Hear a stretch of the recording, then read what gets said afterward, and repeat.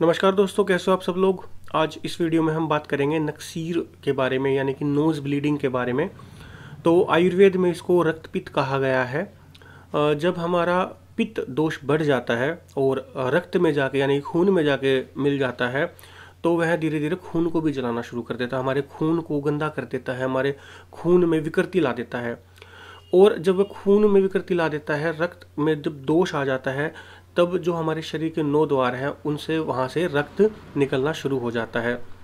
नक्सीरी उसमें से एक है, यानी नाक से खून बहना। लेकिन रक्तपित्त में आँख से भी खून आते हैं, कान से भी आते हैं, मुंह से भी आते हैं, नाक से भी आते हैं, योनि, लिंग और गुदा द्वार से भी आते हैं। और जब ये अति भयंकर हो जाता है, तब रोम छिद्र, जो हमारे शरीर में बहुत सारे छोटे छोटे छिद्र होते हैं, तब उसमें से भी निकलना शुरू हो जाता है।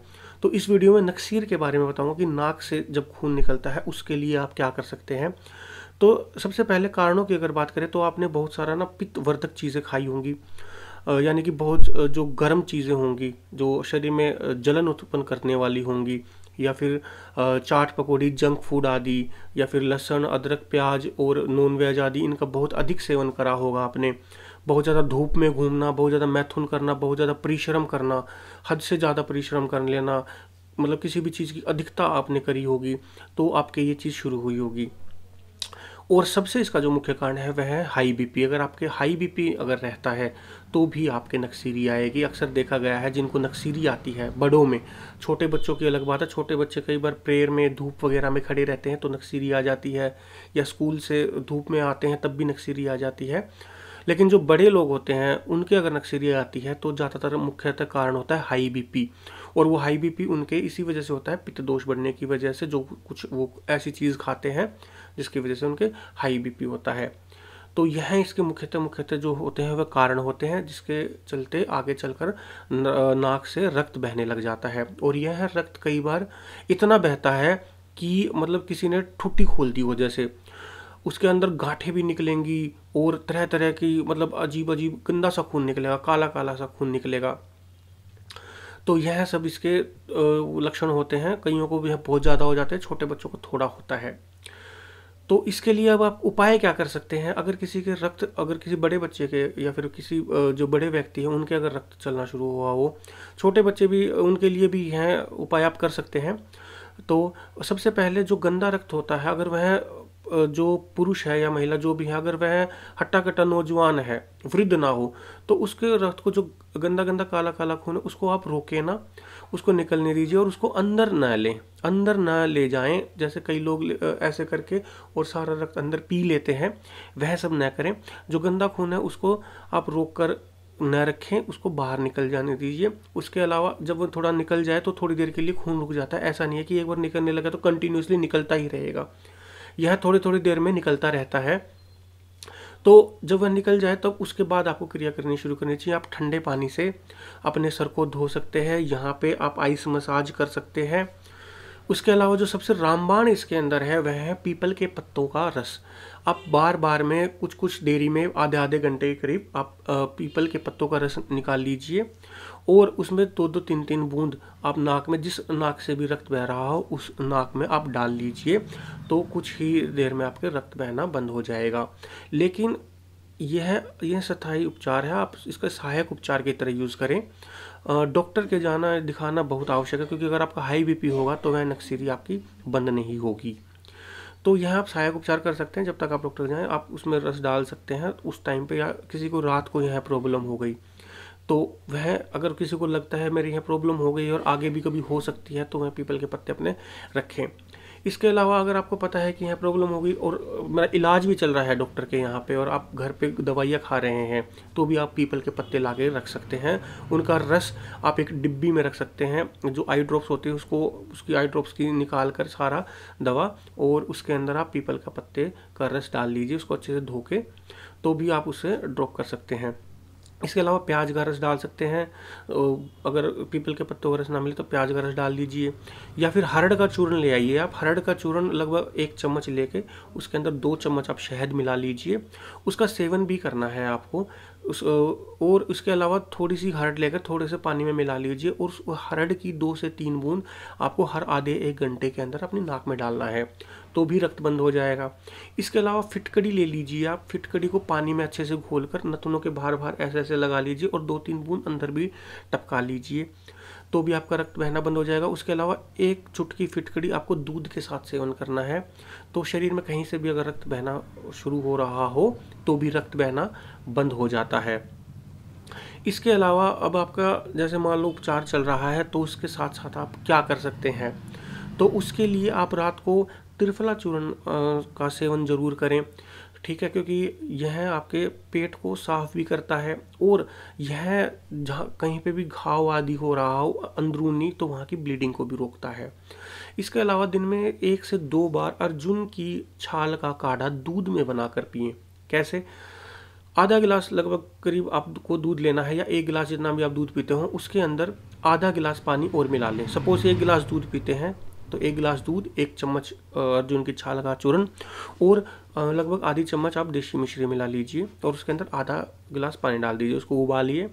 जब पानी सारा उबल जाए, जल जाए, उड़ जाए, जब केवल वो दूध मात्र शेष रह जाए, उसको छान करके आप सेवन कीजिए सुबह और शाम। इससे आपका बीपी भी कंट्रोल में रहेगा और हृदय संबंधी बीमारी भी दूर होंगी और अंदरूनी इंटरनल ब्लीडिंग चाहे कहीं की भी क्यों ना हो, वह भी यह अर्जुन की छाल रोकता है। यह बहुत ही अच्छा और कारगर है। तो यह कुछ नुस्खे आप करेंगे तो ज़रूर फ़ायदा होगा। अच्छा, इसमें सबसे बड़ी मेन बात यह है कि अगर आप कुछ सहायक उपचार करें या ना करें, उससे इतना ज़्यादा फर्क पड़े या ना पड़े, लेकिन सबसे मेन दिक्कत होती है उस रोग में क्या नहीं खाना चाहिए, क्योंकि इलाज तो आपको डॉक्टर भी बता देगा, लेकिन यह रक्तपित्त में कोई डॉक्टर भी आपको इस तरीके की चीज़ें नहीं बता पाएगा कि आपको किस चीज़ का सेवन करना है, किस चीज़ का सेवन नहीं करना। तो मैं आपको आयुर्वेद के माध्यम से बता रहा हूँ कि आपको किन किन चीज़ों का सेवन करना है, किन किन का नहीं करना। तो यह बेसिकली पित्त की बीमारी है, तो सबसे पहले तो गर्म तासीर की चीज़ें आप बिल्कुल छोड़ दीजिए, ठीक है, और दूध का सेवन न करें, दही का सेवन न करें, क्योंकि केवल दही का सेवन करने से यह खुद बीमारी जो है उसका एक कारण होता है। तो केवल दही का सेवन न करें। दूध अगर आपको पीना है तो बकरी और गाय का दूध अगर मिल सकता हो तो उसका आप सेवन कर सकते हैं, भैंस आदि का सेवन न करें। इसके अलावा घी थोड़ा कम मात्रा में यूज़ करें। इसकी जगह अगर मक्खन आप यूज़ करेंगे तो मक्खन का इस्तेमाल ज़रूर कीजिएगा। इसके अलावा एक गेरू मिट्टी होती है या फिर आप मुल्तानी मिट्टी भी ले सकते हैं। मुल्तानी मिट्टी या गेरू मिट्टी, इनमें से किसी भी मिट्टी को लेकर और जग में डाल दीजिए, जग पूरा पानी का भर दीजिए, रात भर छोड़ दीजिए। जब उसका ऊपर का पानी जो निथरा हुआ है उसका आपको सेवन करना है दिन में जब भी आपको प्यास लगे। यह ठंडा होता है और बहुत कारगर भी है।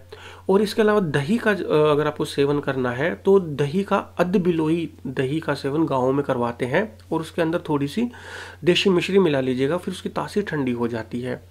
तो केवल दही का सेवन नहीं करना, अधबिलोई दही का सेवन करना है और उसको अच्छे से आप अगर आप सुबह खाली पेट पीते हैं तो आपके शरीर में जो पित्त दोष है उसकी अधिकता जो है वो कम हो जाएगी।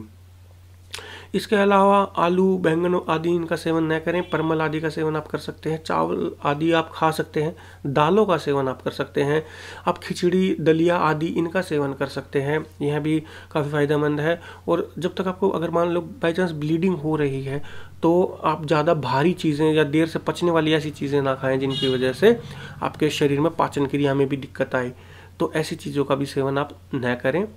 और इसमें क्योंकि कमज़ोरी आ जाती है तो उस चीज़ का भी आप ध्यान रखें कि कोई भी मसालेदार ऐसी चीज़ें ना खाएं जिससे आपके शरीर में और ज़्यादा जलन हो। और ज़्यादा जलन होगी तो फिर ब्लीडिंग और ज़्यादा होगी और फिर शरीर और ज़्यादा कमज़ोर होता चला जाएगा। इसके अलावा इसमें अगर आपको हाई बीपी की अगर शिकायत रहती हो और साथ साथ यह रक्तपित्त की भी अगर दिक्कत हो तो दोनों के लिए एक ज्योतिष उपचार बता रहा हूँ। चांदी आप धारण कर लीजिए उंगली में, उसमें छल्ला केवल चांदी का हो या किसी भी नग का छल्ला हो, आपको वह धारण करना है। इसके अलावा आपको अगर रात को नींद अच्छे से ना आती हो तो तकिए के नीचे आप चांदी का कोई भी चीज़ आप अपने तकिए के नीचे लगाकर सो सकते हैं। और अगर आपके घर में चांदी का बर्तन है, गिलास है, तो उससे ही पानी अगर आप पीते हैं तो भी फ़ायदेमंद है। और इसके अलावा स्नान की अगर हम बात करें तो जो व्यक्ति सही हट्टा कट्टा हो और बलवान हो वह स्नान कर सकता है और थोड़े ठंडे पानी से ही स्नान करें।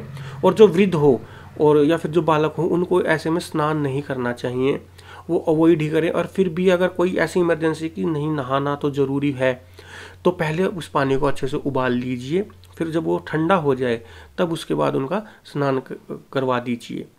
अगर इस नक्सीरी की दिक्कत में अगर आपको बुखार भी आ गया है तो बिल्कुल भी नहाने से आपको परहेज ही करना है। इसके अलावा अगर बीपी भी हाई रहता है, नक्सीरी भी है, तो फ्रूट्स कौन कौन से खा सकते हैं आप? तो जिनके अंदर ज़्यादा रस नहीं होता आपको उन फ्रूट्स का सेवन करना है। तो फ्रूट्स में जैसे अमरूद, अगर अमरूद का सीज़न है तो आप अमरूद खा सकते हैं, ठीक है, सेब खा सकते हैं, केले खा सकते हैं, पपीता खा सकते हैं। और अगर यदि सर्दियां हैं तो आप गाजर खा सकते हैं, गर्मियां हैं तो खीरा, ककड़ी, तरबूज, इनका आप सेवन कर सकते हैं। यह काफ़ी फ़ायदेमंद हो सकता है।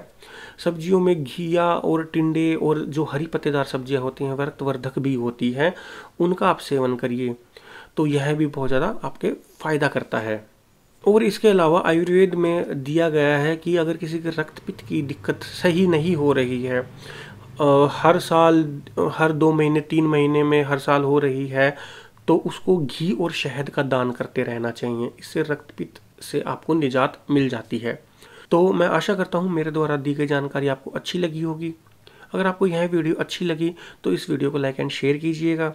अगर आपको कोई चीज़ समझ में ना आई हो तो आप कमेंट के माध्यम से हमसे पूछ सकते हैं। और अगर अभी तक आपने हमारा YouTube चैनल सब्सक्राइब नहीं करा है तो अभी लाल बटन दबाकर सब्सक्राइब करें। धन्यवाद।